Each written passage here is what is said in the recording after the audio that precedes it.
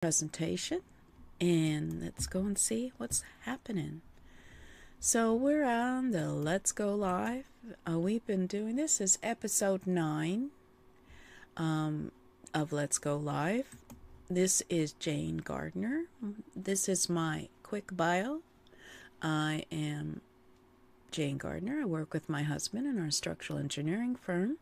And after this, I'm going to do some work because we're still working, even though we're over 65. And we have dogs and cats. We like to travel. And I'm an artist. And I like to do memes. And we are in Western Canada in British Columbia. As well as you can see, I like to create websites. So those are some of my websites. So in 2018, I went and explored the idea of getting a TV show onto Roku and Fire TV.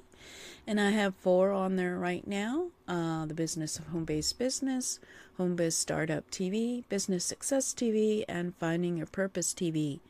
And from doing all that work, I developed a system where you can go from invisible to having your own TV channel within 6 months using my process.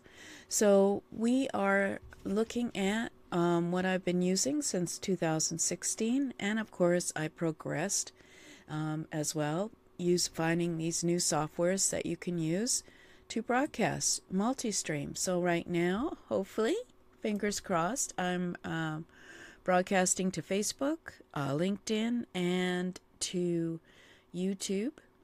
Twitter doesn't like me anymore, X, but that's okay. We don't need it.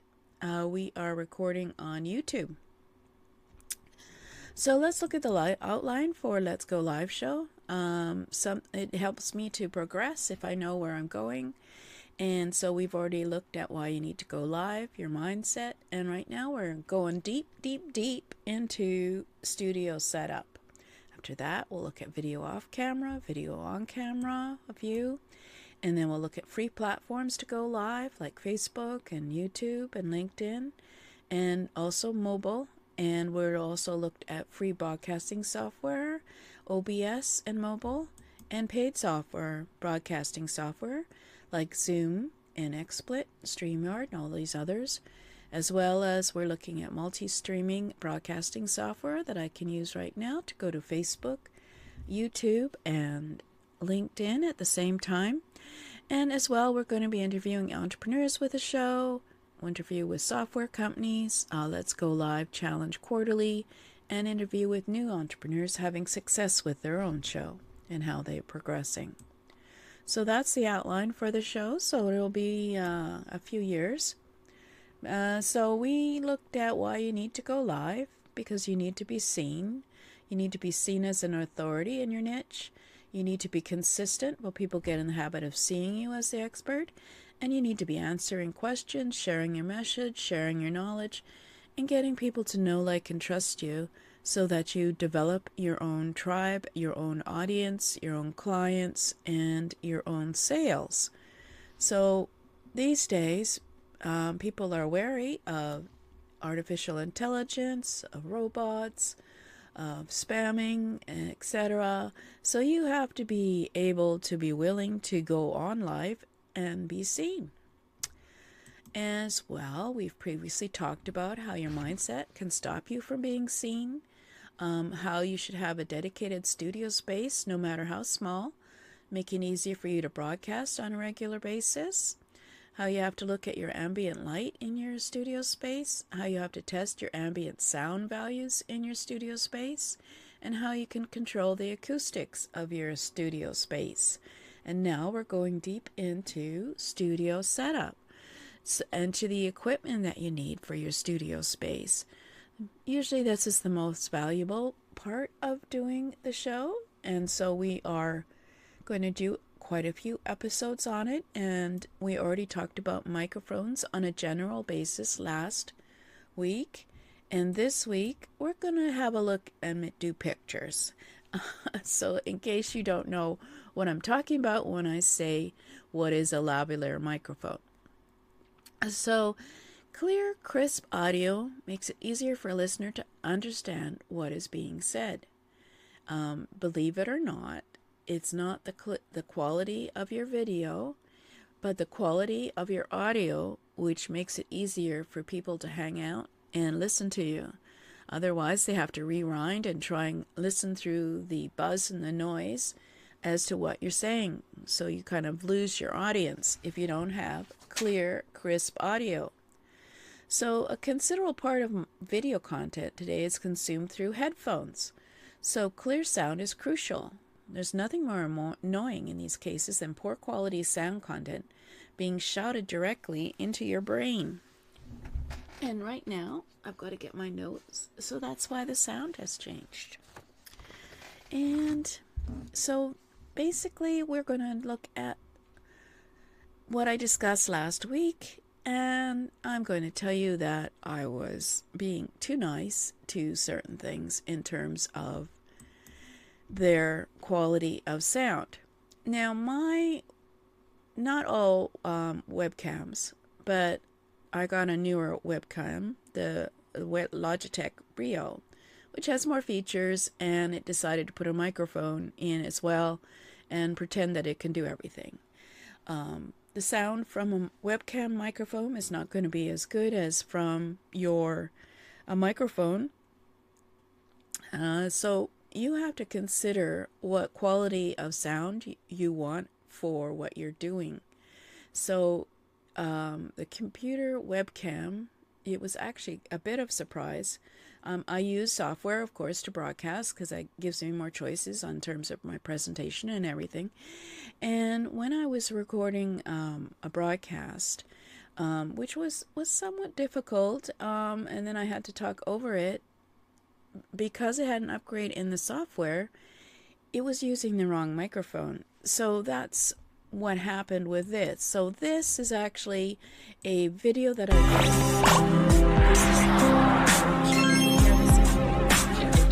but basically I did this presentation about making an entertaining show, and you can probably hear talking about ideas for a TV show.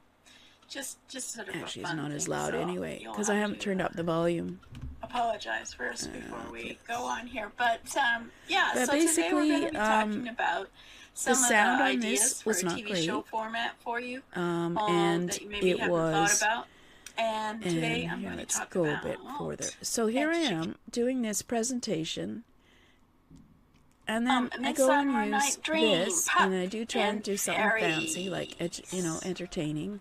And it wasn't very entertaining because it was the sound from the webcam, which is half the volume of the sound of the presentation. And it just ruined the whole thing. So you have to, the webcam, that's great, but this only goes up to a certain volume, and it's not going to be stereo. I mean, obviously you can go and you can edit it. You can increase the volume or take out the noise or do all kinds of sound editing with Audacity, or you can, which is free, or Camtasia you can use to edit your audio, but there's only so much that they can do. So we are looking at that later in terms of Audacity as an idea and a concept for you for editing your sound. So let's continue on with the microphones. So webcams, I'm nixing that idea. I'm not sure what should I call it? Boom, forget it. Webcam, never, don't, please. And then we are looking at headphones with a microphone.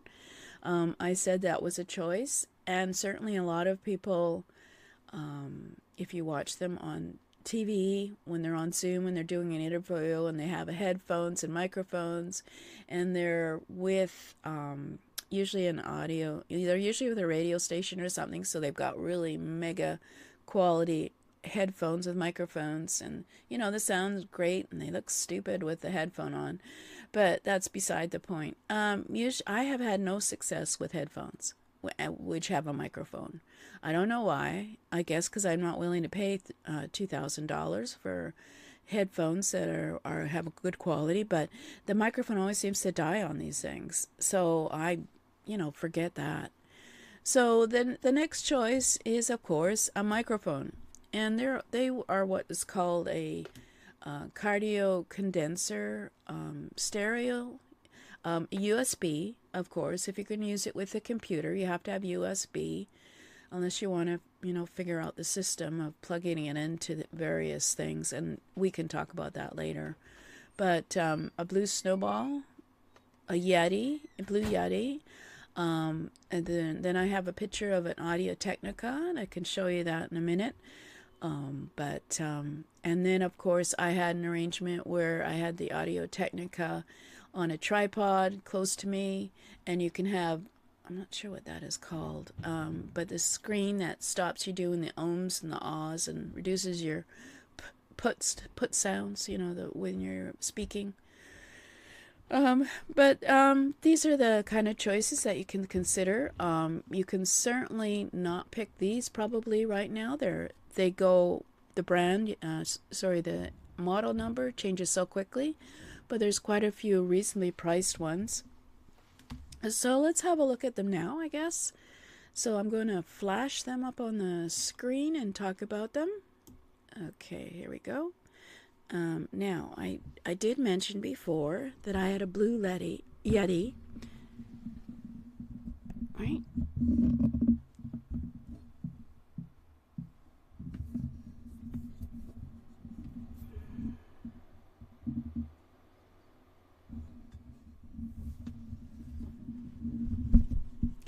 And it is on a solid stand. And I really like it. I've had it for a couple of years at least. But you can't buy it. I mean, they change the model so quickly, so that's all I'm trying to say. Now, I did have an Audio Technica because I got it recommended. And what an Audio Technica does is it has a microphone. This was a stereo audio, well, it was a condenser, I'm sure. USB, and of course you can always put your headphones in. And it was on a stand like that one on the right, but it kept falling off. I don't know. It kept falling onto the ground, and in the end, there's a little tiny wire inside there, which of course gives you great quality sound, but it's not very sturdy. And in the end, it started crackling, and I didn't like it anymore. So I went to the Blue Yeti on a stand. It's nice and heavy. It won't tip over. But you can also look at other ones. This one is also USB. So I brought them all out. Oh, this isn't USB actually. This has a plug-in. So you have to get the part that would plug into a USB jack that would go into the USB. But this is more for interviewing, and then you have this other piece of equipment, and we'll talk about later. But that's a good quality one. It's nice and small. It's portable. It comes with its own case. Now, this was something for anyone who hasn't really considered it before. And I bought this because I was going to do interviews, and I was going to use my, on location. I was going to use my iPad because I had a good iPad.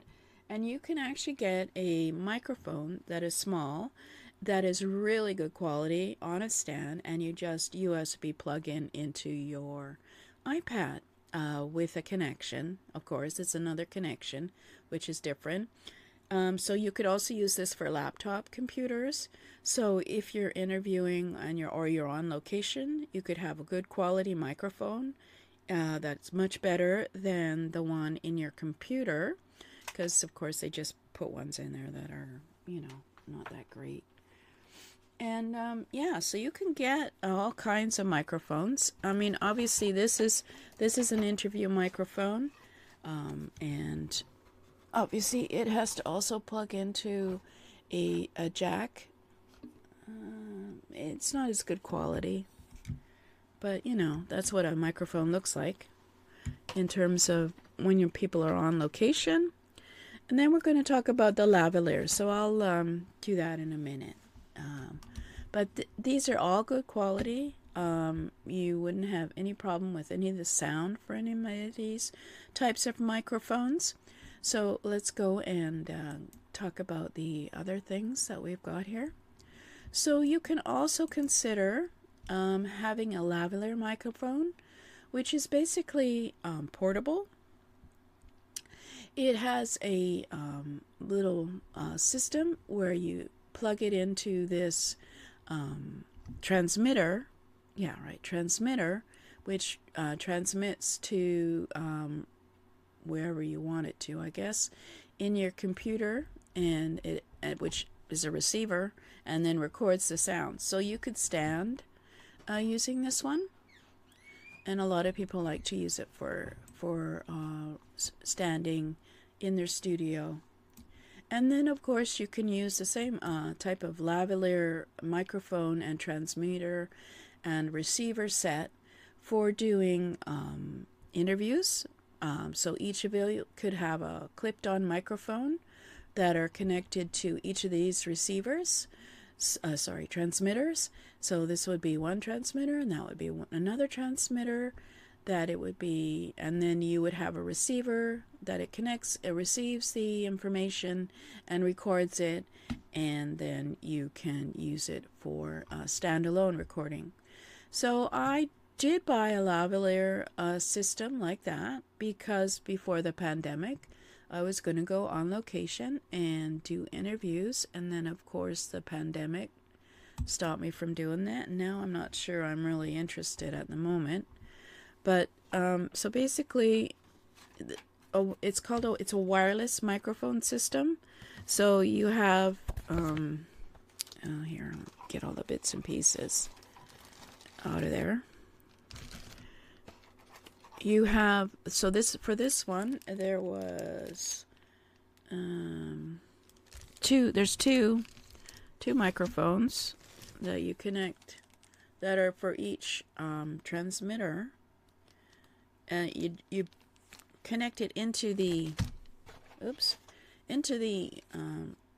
transmitter, the microphone, and then you clip the microphone on yourself, and then I guess you put this on your belt so you can walk around and you can make sure there's enough power. And then there's the receiver. Receiver is here, and it has a jack so you can listen to the sound that's coming in, making sure the signal's okay, and you can mount it in a shoe and mount tripod, and connect the plug from the receiver into the camera. You can also use a camera. We haven't really discussed cameras. Well, we haven't really discussed cameras yet anyway. So those are basically the three types of ways that you can get the sound, good quality sound, with your system. And so what you have to do is decide what you want to do with your studio. Whether you so what your microphone you buy depends on what you want to do. So what's your studio setup? Will you want to be standing and doing presentations, or will you? Oh, I'm always going to be sitting because it's just me anyway. Will you be interviewing in person on location? Then you might want to get a lavalier system. Will you? What kind of quality of sound do you want for your video? Do you want to use it for podcasting? The stereo condenser microphones that we discussed are good quality. Of course, you can pay more for more quality. So you have to decide, well, do you want to do best sound quality to use it for music and music recording? Is that what you're into? So yeah, that's what you have to think about when you're discussing and deciding on what microphone you'd like to use for your system. And obviously, I did buy, one or two of these, and they didn't work as much as I like to. So that I use them for podcasting as well as doing video recordings like this. So next time, we're going to be talking about what qualities to look for in a good quality microphone. So we're going to look at the various pieces of the microphone and what you're looking for in terms of can you manipulate the volume of the sound, Do you need stereo quality, or, and that kind of thing. Just so that you can get a bit more variety in the choice of what you want to get. Certainly, everything's advanced more since I bought this Blue Yeti, and we can look at how it's going now. I'm sure they're all wireless now, but I personally don't like wireless. It's a bit unreliable when you have other things in there as well. But anyway, so to get notifications, checklists, and resources, go sign up at https://jane-gardner.com/live, and you will get the 7 steps to produce your first show, where besides figuring out this studio setup and what choices to make, you also look at the software that you can use and tips on producing your first show for free on that. So, there you go. I hope the sound was good today. Usually when I talk about microphones, the sound is worse. But, so that's it for now. If you have any questions, feel free to ask me at jane-gardner.com or jane@jane-gardner.com, and we can go and do a separate presentation on whatever questions you have as well on setting up your studio. And let's go. And I do have a Zoom link. I haven't put up a quick link for that. I didn't start it. Darn it. I thought I did.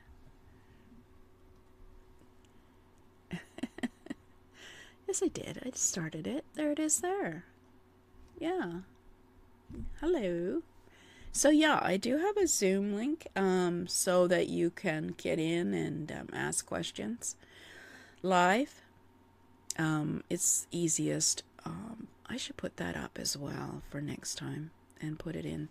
If you're on my list, you get the link and you can sign up and we can talk. Maybe you already have a show. If you already have a show and you want to have me interview you about your show and your rewards and challenges from having a regular broadcast, please email me at jane@j-gardner.com.